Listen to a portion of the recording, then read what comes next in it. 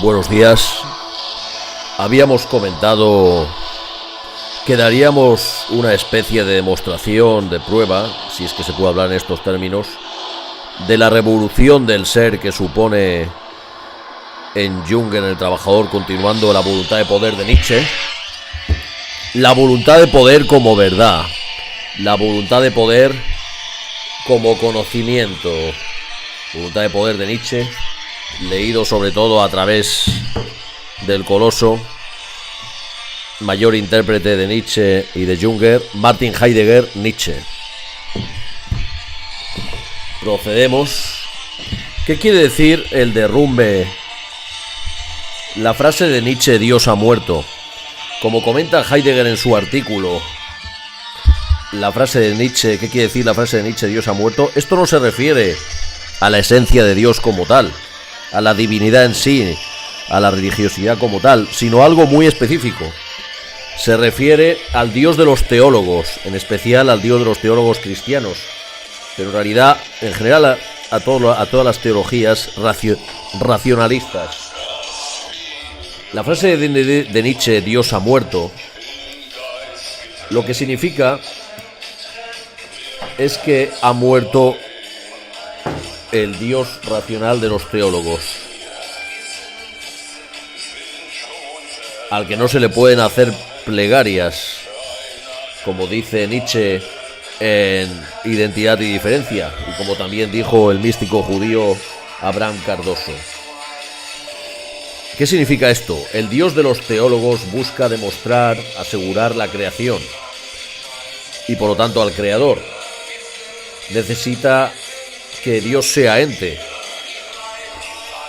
como los entes creados, pero un ente Dios de mayor rango que estos, pero ente al fin y al cabo, y así asegurar la existencia exterior objetiva de la creación para demostrarla y asegurarla. Esto es la conversión, como dice Heidegger en Nietzsche, del verum en certum, de la verdad en certeza, en adecuación de una realidad aparente a una realidad verdadera a la que remite, de mayor rango. Verdad como certeza. La prueba de que el mundo es real es un Dios creador, y a la inversa. Así funcionan las teologías racionalistas. Lo que se derrumba cuando Nietzsche dice Dios ha muerto no es, por lo tanto, la creencia sincera del creyente, ni mucho menos la espiritualidad, ni el esoterismo, ni la divinidad como tal, ni su esencia, sino que lo que se derrumba es entonces, se derrumba ese Dios de los teólogos, y por lo tanto con él esa prueba de la realidad ontológica exterior, creatio, de lo que no es Dios. Por lo tanto, en realidad, precisamente no es Dios lo que se derrumba, sino el mundo. El mundo deviene solo, por lo tanto, después, solo apariencia y no verdad o realidad. Esto lleva a un nuevo concepto de verdad o realidad, que es el concepto perspectivístico, como dice Nietzsche, de la verdad. La verdad como fabulación. El gran fabulador, dice Nietzsche, la voluntad de poder. El pensamiento liberador. Que la realidad sea fabulación.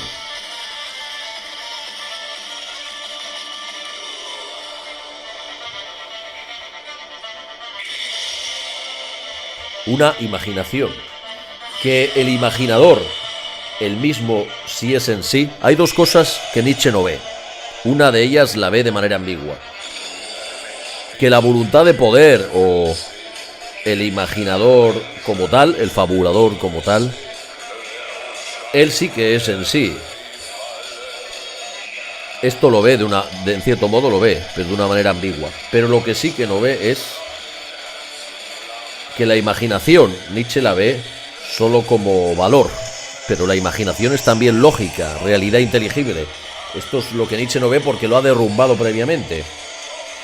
Cuando con la frase de Nietzsche, Dios ha muerto, no solo se derrumba la realidad objetiva exterior y por lo tanto la ciencia, como dice en el aforismo guardémonos de la aquella ciencia, se derrumba también la lógica, el edificio inteligible de realidad, el sostén lógico de las cosas y por lo tanto todo se sume en un caos y arbitrariedad. Veremos que Nietzsche salva este caos con su teoría de la valoración y su vitalismo voluntarista y su afirmación de la voluntad de poder como verdad. En aquella frase es subjetivo, pero también es mío. Entonces, ¿qué pasa cuando la lógica se derrumba?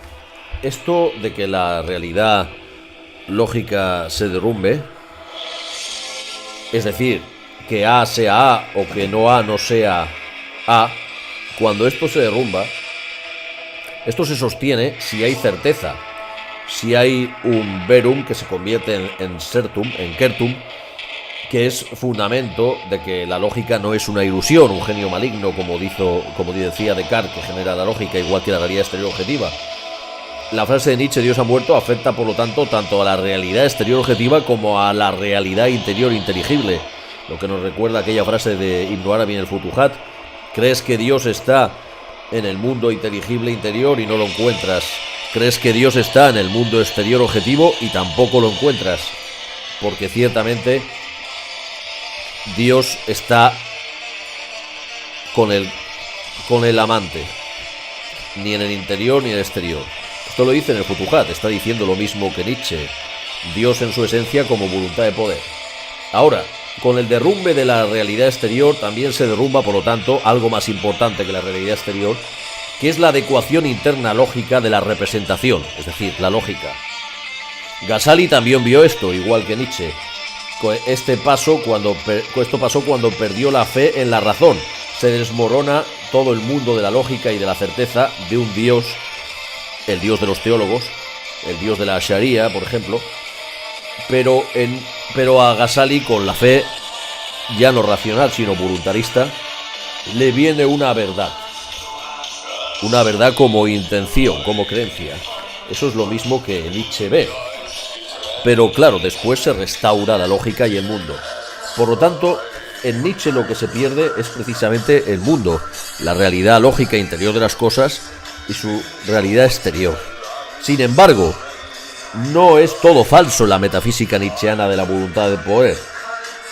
La actitud nietzscheana no ve el mundo, pierde el mundo. Se ha hablado de que Nietzsche pierde a Dios, más bien lo que pierde es al mundo. Lo que pierde es al mundo. A Dios sí que lo ve, pero precisamente pierde la lógica, las leyes de la diferencia, las leyes de lo que no es Dios. Pero se ubica en la perspectiva de la esencia de la divinidad en tanto voluntad de poder, kun fayakun, se ubica en esa esencia, voluntad de poder, abstraída del mundo, de lo que no es el mundo, sin relación con el mundo. Y esto tiene, por lo tanto, su parte de verdad, como hemos mostrado en Ibn Arabi, su parte de verdad y su influencia. Pero claro, en otro vídeo tendríamos que mostrar la otra parte de verdad, la mitad de la verdad que le falta, que es la del mundo, la de lo inteligible. En cualquier caso, este vídeo trata sobre la parte de verdad que sí que contiene. Vamos a seguir desarrollándolo y vamos a leer unos fragmentos donde se comentan los aforismos de la voluntad de poder de Nietzsche. Se comentan los aforismos de la voluntad de poder de Nietzsche en el Nietzsche de Martin Heidegger. Leemos, comenta Heidegger el fragmento número 507 de la voluntad de poder, donde Nietzsche dice, comenta Heidegger, el fundamento más íntimo de la metafísica nietzscheana, que tenga que haber una serie de creencias, que esté permitido juzgar, que falte la duda respecto de todos los valores esenciales. Esto es presupuesto de todo lo viviente y de su vida. Esto lo dice Nietzsche, comentado por Heidegger.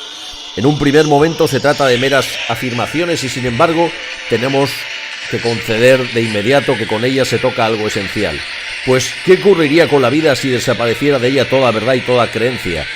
Todo asentimiento a algo, todo atenerse a algo y con ello todo sostén. Halt, Qibla, Sutra, intención, Nia. Y aquí viene el punto clave. Y toda posibilidad de una actitud, Haltun, Gleichhaltung,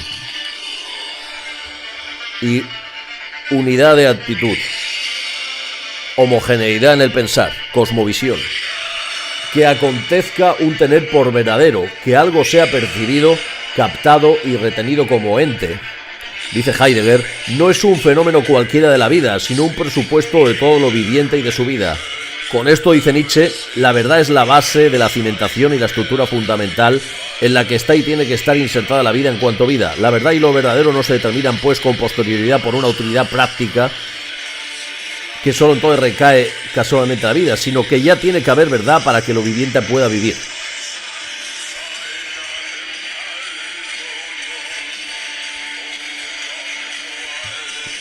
Nietzsche hace una referencia a la necesidad fundante de la verdad y del aferrarse a algo fuera de toda duda. Dice Nietzsche, o sea que es necesario, aquí viene la clave, o sea que es necesario que algo tenga que ser tenido por verdadero. Intención. No que algo sea verdadero.